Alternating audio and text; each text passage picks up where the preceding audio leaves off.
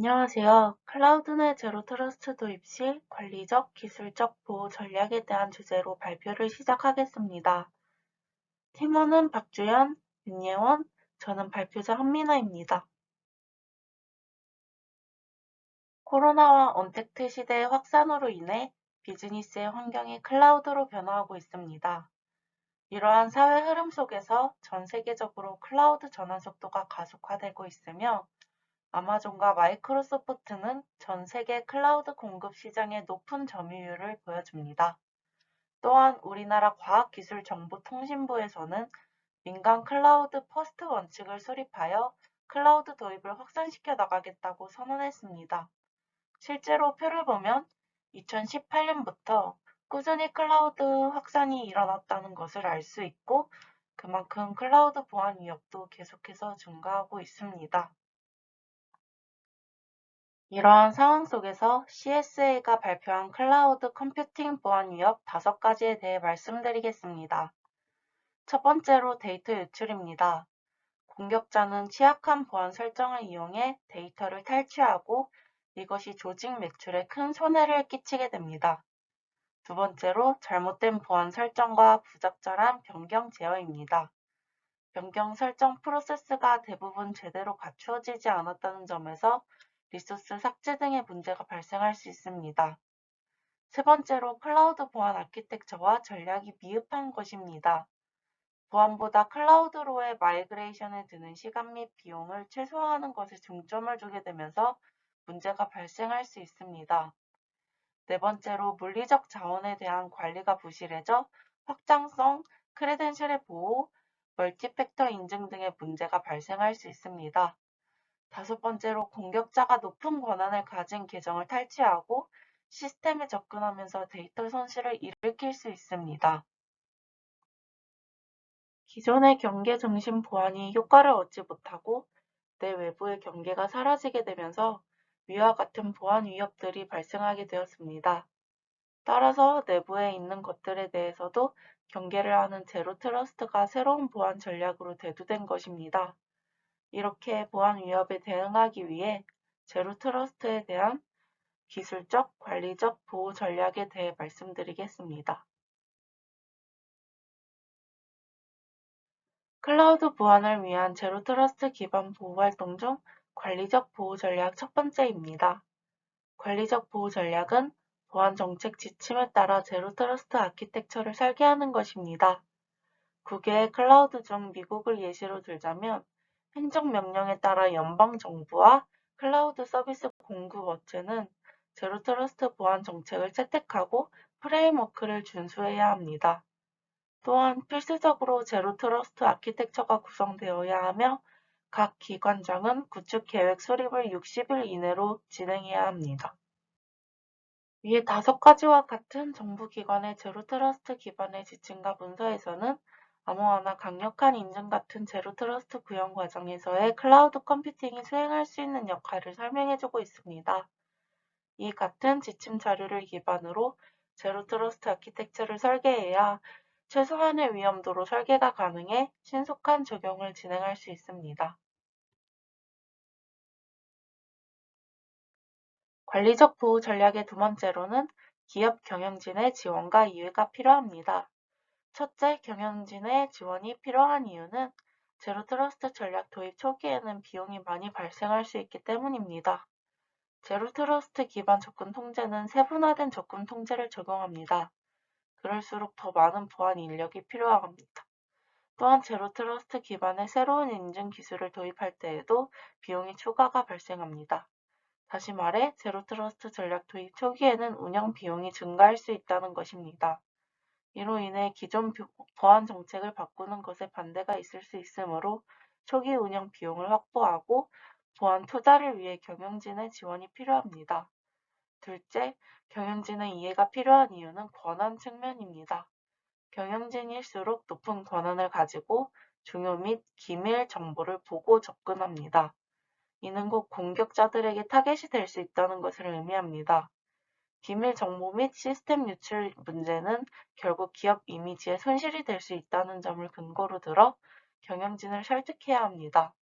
앞서 말했듯 초기에는 운영 비용이 증가할 수 있지만 최종적으로는 민감 자산을 보호함으로써 장기적으로 비용 관점에서 유리하다는 점도 근거로 들어 경영진을 이해시켜야 합니다.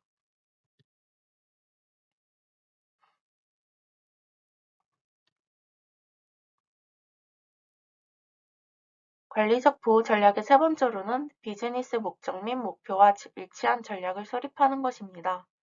비즈니스와 맞지 않는 제로 트러스트 전략은 장기적으로 봤을 때 비즈니스 연속성에 문제를 일으킬 수 있습니다. 서비스의 중단은 기업 전체에 부정적인 영향을 미칠 수 있기에 목표와 일치한 전략을 세워야 합니다. 또한 일치한 전략을 세우게 된다면 비즈니스에 영향이 적은 부분부터 제로 트러스트 전략으로의 전환을 시작할 수 있습니다. 영향이 적은 부분을 전환하면서 얻은 경험으로 더 중요한 사업 분야를 차례로 이관하는 것입니다. 마지막으로 제로 트러스트 전략이 실패했을 때 백업 및 복구의 우선순위를 결정할 수 있습니다. 즉, 어떤 자산에 더 집중하여 보호할 수 있을지 문서화하며 어떤 부분이 비즈니스 내에서 중요하고 민감한지 규정할 수 있습니다. 관리적 보호 전략의 네 번째로는 직원 보안 교육입니다. 클라우드 내에서 내외부의 경계가 없어져 현 IT 시장에서 정보 유출 등의 문제 발생 원인 중 하나는 사람에 의해 발생한다고 합니다. 따라서 직원 보안 교육은 크게 두 가지로 나눠져 진행해야 합니다. 첫 번째로 책임감에 대한 교육입니다. 제로 트러스트의 전략을 기업 내 모든 구성원이 이해할 수 있도록 정보 자산 보호를 위해 필요한 조치임을 교육합니다. 또한 정보 유출에 관한 징계나 관련 사항들을 알려줄 수 있습니다. 이를 통해 클라우드 도입을 통해 정보를 자유롭게 열람하게 된 만큼 위험성이 생겼고 이에 따른 책임감을 가지도록 해야 합니다. 두 번째로는 기술 관련 보안 교육입니다.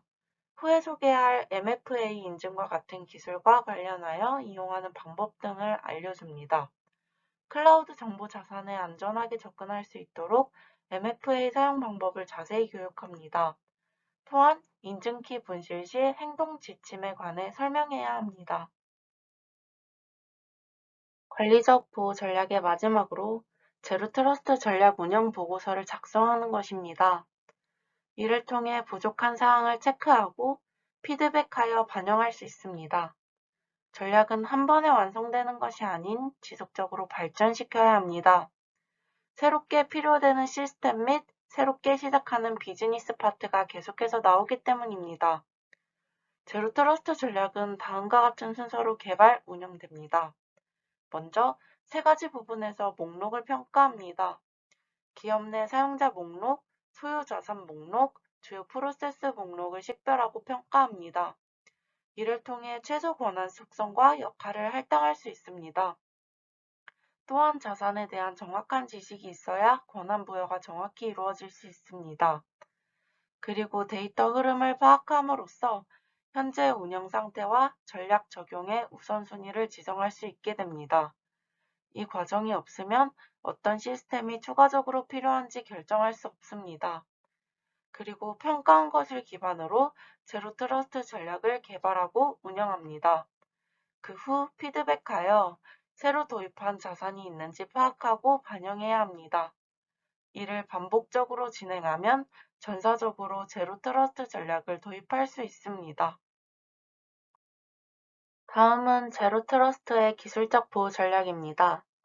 제로 트러스트 기반의 보안 시스템은 기업의 데이터에 접근하기 위해서 철저한 신원 인증이 필요합니다. 계정의 보안성을 강화할 수 있는 방법 중 하나인 멀티팩터 인증인 MFA는 다중 인증 혹은 2단계 보안 인증으로 로그인 단계를 이중화해서 사용자 계정에 액세스할 수 있는 보안 설정입니다. 이 인증 기술은 1차로 애플리케이션, 웹사이트에 대한 액세스 권한을 부여받기 위해 계정 정보를 통해 인증을 한 후 애플리케이션, Universal Second Factor Token 등 사용자가 적어도 두 가지 이상 확인 요소를 제공해야 하는 인증 방식을 복합적으로 활용하여 신원 인증의 신뢰도를 확보합니다. 이는 만약 기업이 사용자의 계정 정보를 탈취당하더라도 두 번째 인증을 요구하여 보안성을 높일 수 있습니다. 따라서 클라우드상에서 제로 트러스트 모델은 MFA를 도입함으로써 이용자는 접근 가능한 자원을 제어하고 정책에서 어긋난 행동을 규제할 수 있습니다. 기술적 보호 전략 두 번째로 SDP 사용을 통해 경량 암호화 인증을 하는 것입니다. SDP는 정보보호 대상을 외부에 공개하지 않고 접근 전 인증과 암호화를 통해 접근 제어와 데이터 통신을 분리하여 잠재적인 공격을 차단하는 정보보호 기술입니다. 기존 VPN은 접속을 먼저 한 후 인증하는 방식으로 원격지로의 접속 시에 서버 정보가 노출될 수 있습니다. 또한 VPN 접속 이후에도 내부 네트워크상에 있는 다른 네트워크 자원에도 접근 가능한 보안 위험 요소들을 내포합니다. 하지만 SDP는 연결 전 인증을 통해 접근 권한 부여, 양방향 암호화를 통해 내부 정보 은폐 및 통신 구간을 보호합니다. 접속 후에도 애플리케이션 바인딩을 통해서 지정 서비스에만 접속할 수 있게 되어서 기존의 VPN을 대신할 수 있습니다. 왼쪽의 그림에서 SDP 주요 동작 절차를 보실 수 있는데 먼저 OAuth의 인증 기술을 활용하여 접속 요청을 하면 SPA 기반으로 사용자 인증을 하여 SDP 게이트웨이에 정보 전달을 합니다. 정보 전달 이후에 SDP 클라이언트와 게이트웨이 제로트러스트 기반 보안 접근 정책 및 통제에 따라 구성 요소 간 연결 가능 여부를 결정합니다. 접속 허가가 내려지면 IPsec 기반 전송 모드, 터널 모드 방식의 보안 접속이 가능하고 인증된 사용자의 보호된 자원 접속, 서비스 제공이 가능하게 됩니다.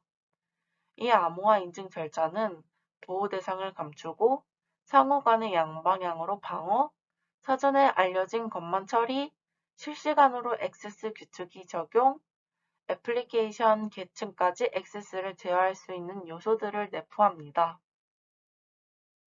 기술적 보호 전략 세 번째로 클라우드 네트워크를 세분화하는 것입니다. 기업의 네트워크는 단일 네트워크로만 구성되어 있으면 단일 오류 및 접근 지점이 될 수 있는 위험이 있습니다. 따라서 제로 트러스트 접근 방식에서 네트워크는 특정 워크로드 또는 인스턴스를 포함하여 분할합니다. 각 개체에는 자체적으로 송수신 컨트롤을 사용해 데이터 무단 액세스에 접근을 최소화합니다. 컨트롤을 세분화하여 소프트웨어 경계를 설정하면 권한을 가지지 않는 행위자가 네트워크 전체의 위협을 전파하는 데 어려움이 생기므로 공격의 위험이 줄어들 수 있습니다. 저희가 최종적으로 내린 결론에 대해 말씀드리겠습니다. 저희 논문은 클라우드 보안 문제와 이를 해결하기 위해 클라우드의 제로 트러스트를 도입할 때의 보안 관점의 관리적, 기술적 보호 전략을 소개합니다.